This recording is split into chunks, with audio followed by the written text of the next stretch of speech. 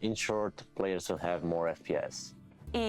Just, yeah, say no more. That's all we need when it comes to the Unreal Engine. Listening to the fans and trying to understand what they were trying to say us with their criticism, it's something that we always apply. I like how he's mentioning trying to say, because I'm pretty sure that's meant as a way, because it's sometimes seen as backlash and sometimes it can be very vulgar at times. It's like, what is this person exactly saying? What does he want? Greetings everyone and welcome back to a new reaction video. Today we're gonna look at the making of, yet again, of the Gothic 1 remake, but this is already the 5th video they've released. Now, I believe I have reacted to the first and maybe second one. I can't fully remember. I definitely reacted to the first one, but I don't like reacting as much, so I do it as very occasionally when the need arises. And in this case, it's because I haven't really been fully up to date since the fiasco we had a couple months back. So I'd like to see what they've been cooking so far again, and just talk about it. Talk about the remake, because so far we still don't have a fucking release date, and we're already in February. I know it's Q1, but Alright, but yeah, we got making of number 5, bringing the world to life. I will be pausing often if I can to respond or react to certain things, because I can't talk while the video is active. If you just want to watch the video and you hate someone pausing it, there's a link down in the description. You can watch the fucking video yourself. When we started the project, we obviously played or replayed the original Gothic games to have kind of like a fresh memory, because I mean in your head you always have a better version like kept than it actually was. Yeah. Well, the music is always nice. I do want to see if the quality's nice. Okay. That being said, though, I play the game often enough that I can't think like that, because I just am still active with the games. I feel like if you played Gothic maybe 20 years ago and you played it to death as a kid and then you never touched it again, and then you'd be playing the remake, sure, you have some sort of like high expectation and you remember it, or you think it looks better than what you remember when you played it back then, because you kind of just romanticize, if that's the word, romanticize, I don't actually know how to say it, the idea of Gothic itself. Whereas if you play it continuously every year or every so often, you know, those thoughts do dumb down a little bit. So yeah.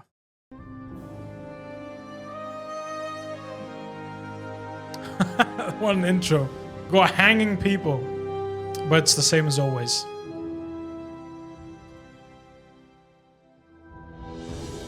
He's thinking. Nameless Hero's thinking. Well, I really love the fucking the theme of Gothic, man. Like the music. Big up Kai, man. What a lad.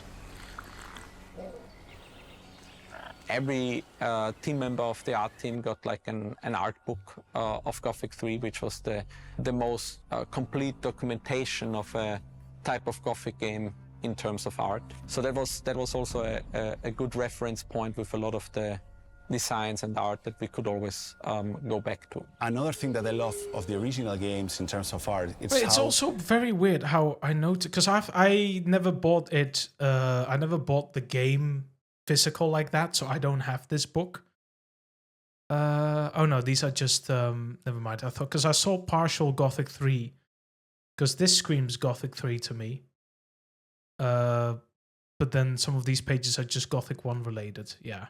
Okay. Of the original games in terms of art, it's how easy it was for them to create memorable characters and memorable landmarks. First level that in which we were working back in the days was the ancient monastery.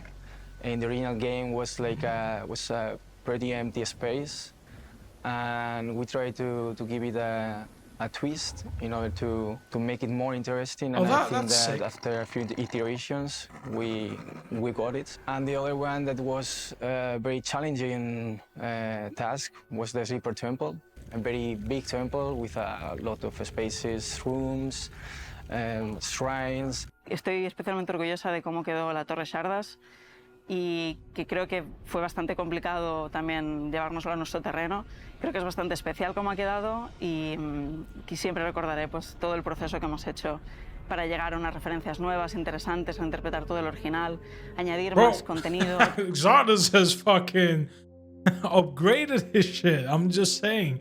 But yeah, man, the monastery, like I kind of forgot about it because I never finished Gothic 1 like years ago compared to Gothic 2 because I played Gothic 2 before Gothic 1. But when I finished it a couple years back, I think the first time I actually finished the game was around 2021, 2020. So my memory of Gothic 1 is more fresher and less nostalgic than Gothic 2 because Gothic 2 I finished like over a decade ago. But yeah, the monastery was just very... There was nothing. There was almost no... there was no text. There was nothing that resembled somewhat a monastery whatsoever. You just had to go up through a cave, get a key, get the focus stone thingy. You come back at some point, there's a troll, and then you move on to the next area. And it's like, bro, there's no secrecy, there's no hidden plots within that area. It just feels like, let's just put a couple walls around this mountain bit and place this item somewhere, and then he can just go to the next area. So, yeah. I don't know. If the map was as big as Gothic 2, so you would have Jarkandar, Corinnes, and the Valley of Mines, and that's the way you pretty much get to explore such a monastery, I wouldn't have cared as much if it was so empty. But Gothic 1 is just the Valley of Mines, so there's only so many areas you can go to, and it's not exactly a massive area. So to have so many empty spaces in the map, it just sometimes feels very lackluster, which is always why I've said that the first two chapters of like Gothic 1 are the greatest, but then after that, it's very linear, and some people like it. I like linearity in games as well. The problem is it felt very underdeveloped, and there was a lot of empty space, and nothing interesting happened at all. But those are my thoughts. Todo ese escenario, esa zona, y creo que está muy chulo. I'm sure we'll come up with a very big list of pretty memorable places we want to visit again and we recognize. And the same with characters. I mean, you have Diego. There's only so many, come on. Raven, Gomez. I mean, there's a very pretty big list of memorable people. Our main inspiration was obviously the visuals of the old one, because there was a That's a sexy son of a bitch, I'm telling you. That man, that is peak masculinity, I'm just saying. There's nothing else like it. a lot of fine detail in there, although it was just 512 by 512 or even lower. So we tried to extract that and read that. So we categorized the characters in tier A, tier B, and tier C. So tier Hey, let me look at those images, man, because yeah, Gomez looks the most hyper-realistic in a way. Yeah. All right. I mean, I'm gonna say it, man. Laris has been through some shit, bro. Bro's got those droopy eyes. God damn. Kind of feel bad for him. A is like the full-on like main story NPCs that are like super critical for the main stories that you interact with. Okay, hold on, bro. I mean, everyone is bold, but they're all balls, so you can pretty much tell they're the sect loonies. Bloodwind still has a punchable face. Cavalon looks way too... Bro looks like a modern kid. Oh my god. And for us, it was also very important that every face need to be unique and like... Dexter... It's kind of weird how... See, I'm used to the English voices, which aren't exactly the greatest. So Mordrak already tells... Oh, you can't even fucking see Mordrak. Oh my... It's just... But Mordrak definitely doesn't sound like what his voice was in the first game. But obviously, German-wise, it's probably different. Horatio, that also looks a bit... Alright, well, you know what? also feature a certain level of detail. When you have some original material, I mean, you have like a starting point, but that means that you need to get creative. Yeah, but motherfucker changes to English now. It's like, what was the point of the first two scenes of her speaking Spanish? She was like, you know what? We just don't have the budget to add more subtitles. Please switch the language. In Say doing no more. something new and adapting it to something that feels more real. So I'd say like it was really fun having the original and also seeing what the fans had interpreted this character to look like through the years. You know, we looked at a lot of fan art and a lot of cosplays and everything to redesign these characters. When we talked with Alchemia Interactive team, there was a need for around 60 story important characters. Besides that, there was also a need for a couple of hundred unique NPC characters. That was a major challenge to create that number of characters within a time and budget constraints. Oddly eerie. This, we created our own tool called Maestro, which allows us to mix and match faces, armor items, wardrobe items, hairs, textures, anything. I mean, we did all the TIA characters pretty early. The other characters got assembled pretty late in the development, and then we realized, okay, we need certain additional features. Well, I'm just saying it, by the way. Milton, I said it when I first saw him through, I think, one of the teaser trailers, but Milton is one sexy son of a bitch. I'm just saying. But I've always been Team Milton, bro. For making characters Just more saying. unique. So, for example, the characters in the Storm Camp, they all have unique tattoos. We worked with a professional. Why is everyone arching their fucking back when holding up a stance, bro? How detrimental can you be? Anyway, sorry. Tattoo artist to come up with a clear visual language and also what sort of meaning these tattoos could bring. We really tried to emphasize tiny details. We were getting concept images, 2D I definitely wonder how, if there, I don't know if it's been said in the making of, because last time I reacted was probably like a year ago now, and I can't always remember everything that's being said in these videos, but I wonder if there is an option to add tattoos on your character if you join the Sec Loonies. I know in the modification of New Balance, for example, if you join the Brotherhood camp, for Gothic 2 then at least, you get tattoos no matter what, I believe. But then you also have the option to shave your head. And I don't know if this will be an option for the remake, but it would be cool to at least have those tattoos. And especially, I don't know how much they've been talking about it, but I definitely want there to be way many more unique quests regarding the certain camp you join.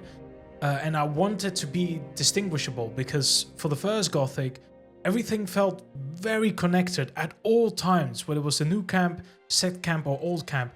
It's like you're guaranteed to spend, even if you join the old camp, or the new camp, or the sect camp, you don't spend enough unique time to the guild you join, except for the new camp, because in chapter 4 or 5, you're kind of reliant on them.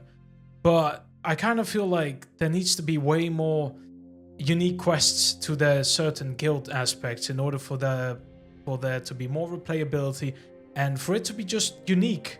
I don't want the guilds to just be a code for your character to just have different armor and stuff like that. And I also just want it to be completely different. Like, for example, the resistances to magic, fire, and armor protection. I don't want it all to be the same. Now, granted, I think Gothic 1 and 2 mostly never has done that. I think some aspects like the final paladin gear and the dragon hunter heavy armor, they're all the same kind of like that. But there's some discrepancy between like fire mage robes, the heavy mercenary armor and the paladin, I believe. I could be completely wrong. But I definitely want there to be a difference between stats. Like one guild can technically play stronger against certain enemy types and the other guild is better against other enemy types, that sort of thing. Like, it would be nice for the old camp to, for example, have a lot of fire protection and a lot of like blunt and stuff protection, weapon protection in general, because they have pure armor and they also have fire mages, so they can probably practice or craft something of value that is highly resistant against fire, but then, for example, have a certain weakness to magic. Whereas the Sec Loonies, for example, they do have more resistance to magic and maybe fire, but their weapon protection is just a little bit less than usual because it's mostly clothes. Or cloth, and then later on you get the Templar armor, which has a bit more, durability. But at the end of the day, most of the Templar armor, as far as I remember, you do have some naked parts in your body. So yeah, and for example, the new camp, I love the new camp to just be a bit of like a jack of all trades, a bit of fire, magic, and a bit of weapon protection, but just not as much as the other two camps in their respective, you know, what they have the highest stats for. It's from Alchemia Interactive with detailed description of the Except for Gomez's armor. Gomez's armor can have the maximum stats for everything. characters, and from there we And the created armor. 3D models and rigs for those characters. A big focus of ours was to create those characters to be super optimized. So we ended up creating a system for Unreal Engine that provides twice the FPS than traditional engine evaluation. In short, players will have more FPS. Y luego, Just, yeah, say no more. That's all we need when it comes to the Unreal Engine. If you can figure out how to cram a couple more frames per second, that'll be good. However, I will say though, I'll have to see for myself. Sadly, as much as it's being said in the making of videos, I think people sometimes can vastly underestimate how much it really ended up improving on, or overestimate. Sorry, they do overestimate it. cuando empezamos con los humanos, Motherfucker switches to Spanish again. las faciales de los humanos sí que los Oh no, it's externalizamos. someone else. It's someone else. It's someone else.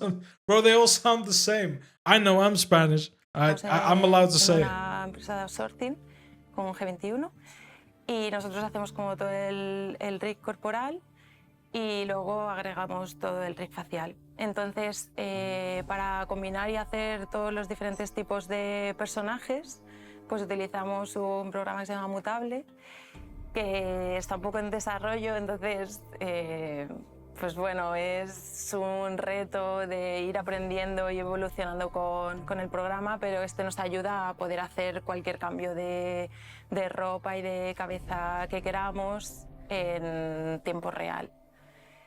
I think the most difficult character and the one where we iterated on the most was Diego, because he is also the character you meet at the very first thing, and I think he a very beloved character by the fans. So we did a lot of like back and forth and iterations over iterations, and then just by luck we actually were able to come up with the perfect concept art where everybody was like, okay, this is it, let's just try to build it out. And I mean, fortunately enough, our partner studio, Gate 20. I do have to say that Diego looks pretty fucking good. Like, I'll agree and say that he looks pretty good. And I think it's also very important to have that because at the end of the day, he is pretty much, aside from early cutscenes, the first character you talk to. So, and the first impressions in anything in life are somewhat usually the most important ones. So if the Nameless Hero and Diego both look and sound a bit off, especially for Gothic fans, the ones that aren't, they obviously don't care as much because they don't have that certain memory of these characters because it's a complete new experience. But for the older players that have been through the games, it's some bells will start ringing already, and they're like probably just doubting themselves if they want to did keep an playing. amazing job of converting that concept into 3D, and that's how you end up with the Diego as he is. Could you improve my armor? For the right price, sure. Armor system we have in Gothic Remake, we are going out from levels of armor like the light, the medium, and the heavy, and what we are aiming for is for customization for the player. So the idea is you get the armor for your camp, and you can improve it, but not just in a visual way, also giving your different. Okay. Right. So edge, blunt, point, fire, wind, ice, energy. Okay, so I guess whatever I just said doesn't matter as much because it seems like people can sort of min-max or just choose the perfect stats for certain aspects in the game. I don't know if I like the idea of just upgrading your armor with ore. It would probably be best if you're able to just upgrade the armor yourself, but you need to use crafting materials. There's only so many animals that spawn in the world, I guess, and I don't know if they spawn them per chapter like the old Gothic does. But if there's a limited amount of monsters, there's only a limited amount of stuff you can craft, so you can sort of like, I wouldn't say fuck it up, it's not like your playthrough is just the end of it all, but it's like you can learn from your mistakes and then the next playthrough you're like, okay, no, I can do this and I can do that. Obviously have some enemies for like, to have room of error, Like, I don't want it to be pixel perfect like Gothic 2 was, because that was a bit mental, for example, with the learning points, and you really had to, like, you really had to learn when to use the permanent potions and the tablets and that sort of stuff. So, but I don't know if I like the idea of just having ore, because it just makes everything else sort of useless in a way, in terms for upgrading armor, because you want to sell all of the skins and the teeth and whatever just to get the ore in order to upgrade the armor bits. But then there's no other currency in the game that you can work for in order to improve it if it's only ore.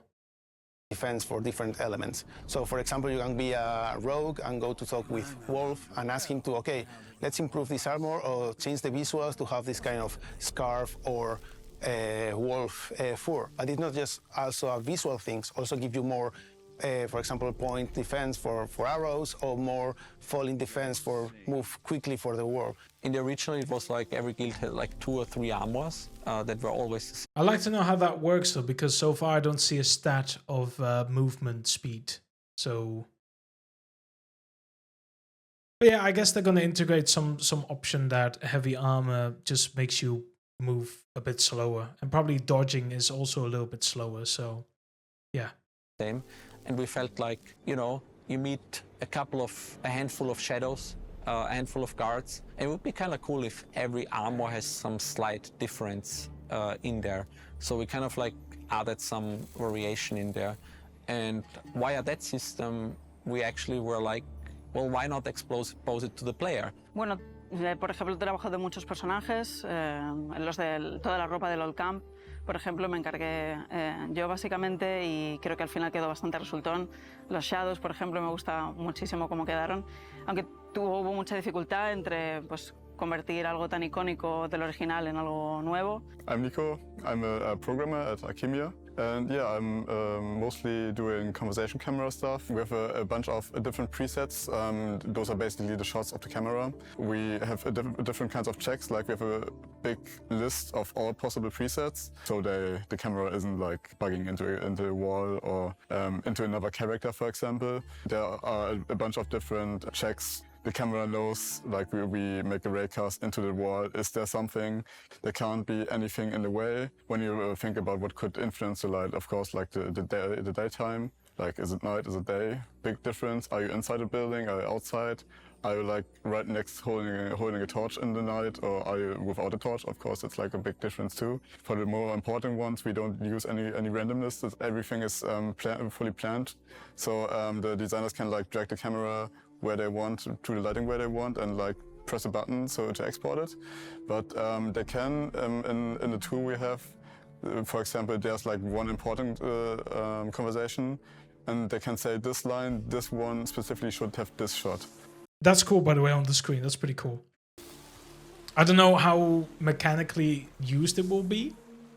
In the Tech Art team, we try to give it more soul to the game. We try to make it more alive, more dynamic. The creatures feel more alive when they interact with the environment. Also, we take care of the climb of the. Oh yeah, I don't know if he's about to say it. I do wonder how they're going to do the, because now I see, for example, mobs fighting each other. However, in the first, in all Gothic games, because Gothic 3 has it as well, and in Gothic 3 it's even more noticeable. There's only a certain range where NPCs and objects spawn. So let's say you're in Corinus, or in the city of Corinus right now, and at the water mage excavation, there's 3 mobs that technically will attack each other. They won't do it until you get in range. It's not like you are in Corinus and you go over there and there's only one surviving mob. No, you're not in range, so the mobs don't spawn in yet, even though they're programmed to do so, but only when you get in range. And it sort of causes less problems for the world, because half of them could kill each other. A wolf could kill a specific enemy, but then the wolf has moved a certain amount of meters to the right, and then it's to close proximity of the next enemy, and they just keep going like that. So I wonder how they're going to do it in the remake, because if there are mobs that want to kill each other the whole time, it's missed XP. And if someone wants to optimize, well, it's over. Sorry, you're gonna have to sprint to location A in order to kill them before they kill each other.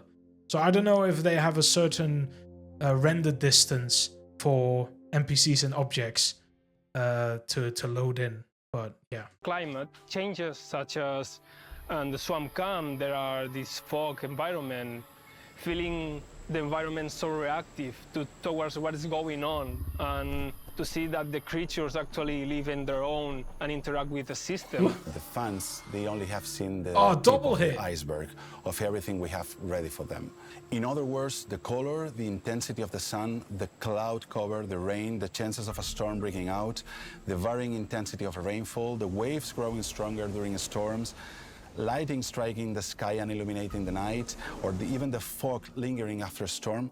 So many factors affect the lighting and the overall look of the game that controlling them while staying true to our artistic direction, you know, the Baroque, has been a major challenge. Departamento de animación siempre hemos querido mantener la esencia del juego original. Entonces, para nosotros este ha sido realmente un objetivo y hemos tenido que ir con mucho cuidado de hacer animaciones adaptadas a los tiempos de ahora, que son más realistas probablemente, pero manteniendo la esencia del original. Main challenges, I think, is of the game basically is to make the movement so responsive and connect the responsiveness of the player wants. And this is the kind of things that animation programming is really important, because you want them to give the sensation that they have full control of the actions and also do cool stuff. And for example, it feels less floaty. Some technology that we are using right now is something I noticed. motion matching. Using motion matching basically allows us to have a huge amount of animations and blend between all of them, and that will give us like more natural transitions between all of them. En humanos, por ejemplo, estamos usando más el estilo de animación con traje de captura de movimiento, concretamente con un sistema Hey, que se llama George. Sense, y Carla, estamos relax. consiguiendo resultados muy interesantes, pero con las criaturas, en cambio, hacemos más animación post-to-pose, y eso también nos permite un poco It's like más the same innovar y animation. seguirnos un poco That's más so. de I lo que mean, es la you realidad, guys don't have to make it really one-on-one. It's fine to make different dance moves. Please, it's not necessary to do. If people will start complaining after the game comes out because the dancer animations are completely different than the original, then that's not a you issue. That's the people's issue, the player's issue. Cada uno de ellos tiene su gracia.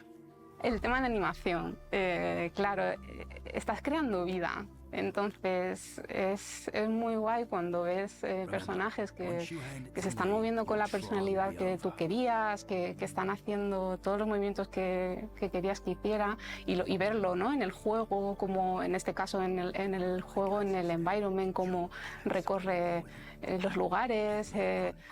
Y no solo los personajes, ¿no? Todas las criaturas, todo lo que tenga vida es especial. Realmente me está gustando mucho cómo estamos llevando las cinemáticas, creo que están quedando muy interesantes, porque es un momento en que en el animador en el videojuego tenemos que hacer animaciones muy específicas, ¿no? De un tiempo muy concreto y unas acciones muy concretas, con un tiempo muy justo. En cambio, las cinemáticas nos permite al animador explayarnos más y hacer animaciones un poco más libres y a veces más épicos e innumerables. It's clear that they are a very vocal community. I think we are taking some decisions to get closer and closer to the way they see the game and the way we actually see the game. And this attitude... Oh. They changed the outfit at least. So that's different. They got sensuous dress. I mean, I have noticed Gothic players are very vocal. I feel like if you are a developer for a game, I definitely feel like there's room to listen to feedback, definitely. I think it's a great thing they're doing. But just don't make that the priority, because at the end of the day, developers know way more than just a player. Players just have feeling. Like, my opinions of how to make a game are subpar compared to just a game developer. It's fine if I sometimes critique things, but don't take my opinions of how a game should be for everything, because I don't have the capabilities nor the knowledge to tell you what is right or wrong in a game. Sometimes I can feel things that developers are doing, it's kind of off, and I don't really agree with it fully. But they probably envision something, and then sometimes you have to learn to deal with these things. Nothing can be perfect, and not every game will be made for everyone. So there's always some people that will be, they won't like it at all. So yeah, it's hard to fight that thing, which is why I think you shouldn't. I feel like it's fine to sometimes listen to feedback, but it should be like 10% of listening to feedback and 90% just working on what you were working at all times.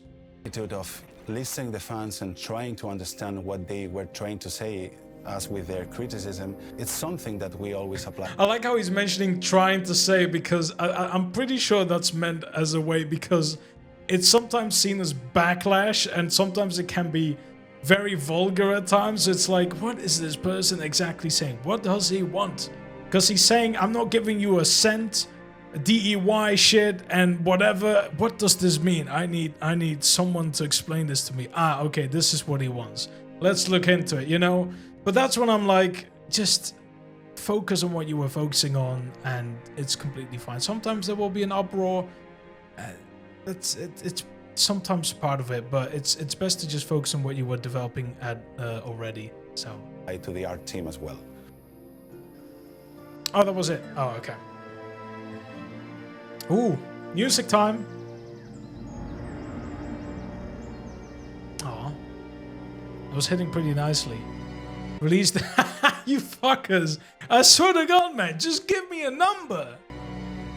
We mean it. Just a little more patience. I mean, at least they seem to be. This is so weird because I feel like Alchemia is one of the first developers that I feel like are very self-aware of what they're creating. I don't see this often with developers, so it's kind of funny to realize. But yeah, I'd like to talk more about it, but I've already given most of my thoughts during the video, and I don't want to make this video any longer than it already is. I hope I have transformed this enough, because it is a reaction video, and I don't like making them as often because they're quick and easy views, and it's not a lot of work. So yeah, I make this like once every 3 or 4 months. So don't expect me to react to many things, and also don't put any requests in the comments for me to react to videos, because I probably won't listen. All right, I mostly do Let's Plays. If you're excited for Gothic content, I have half my channel is Gothic, so there's enough to watch. But yeah, I'm gonna leave it here. I want to thank you all for watching. It's been an absolute pleasure. And let me know your thoughts. I'm happy to discuss things in the comments. Anyways, take care everyone. Peace.